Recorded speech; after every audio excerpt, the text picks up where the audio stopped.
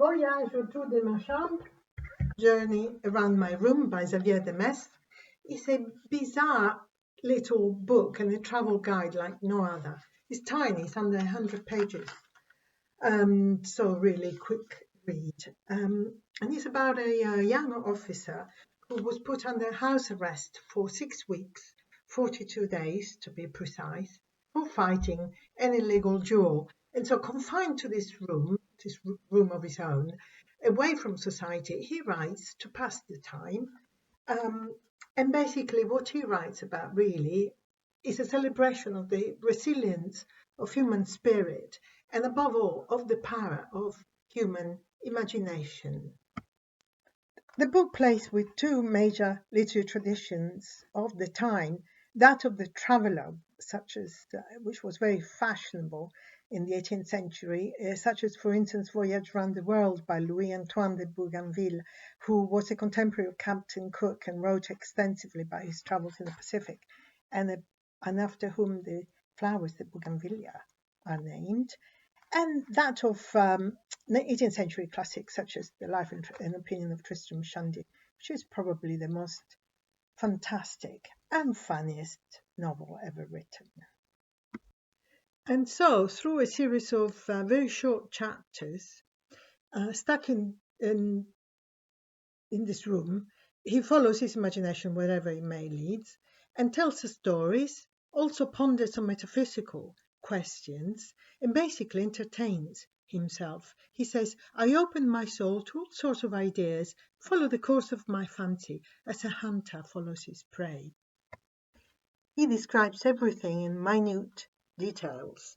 My room is situated in latitude 45 degrees east, and if I keep close to the wall, forms a parallelogram of 46 steps.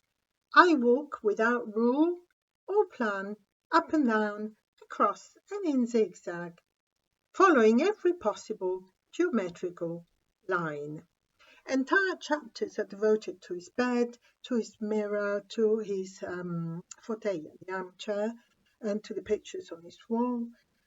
And we also are introduced to his gentle and faithful servant Giovanetti, to his charming dog Rosine, and we also hear about his best friend, who dies, unfortunately, his mistress, the beautiful but very vain Madame de Ocastel, who's way more interested in her elegant headdress than she is in her lover.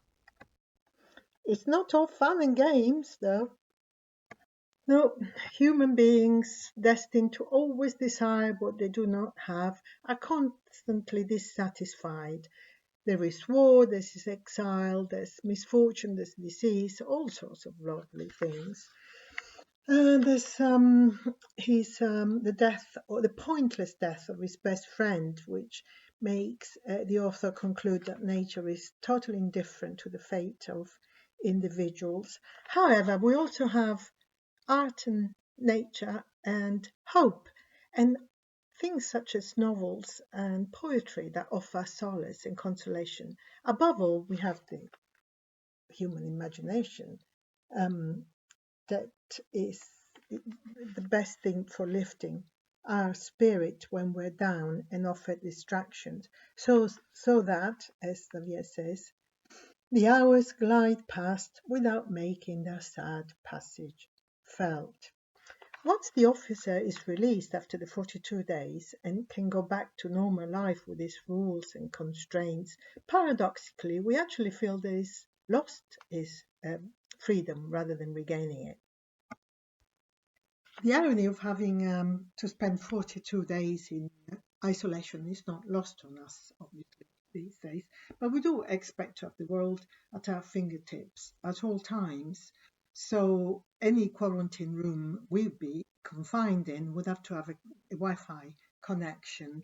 It's impossible for us to be 42 seconds, let alone 42 days, with only our imagination for company. In any case, at the end of chapter 36, Xavier de Mestre invites his gentle readers to join him for breakfast by the lovely fire, with toast, a pyramid of toast, coffee and cream, prepared by the faithful Giovanetti. So I think I will join him and show him a smartphone, see what he makes of it.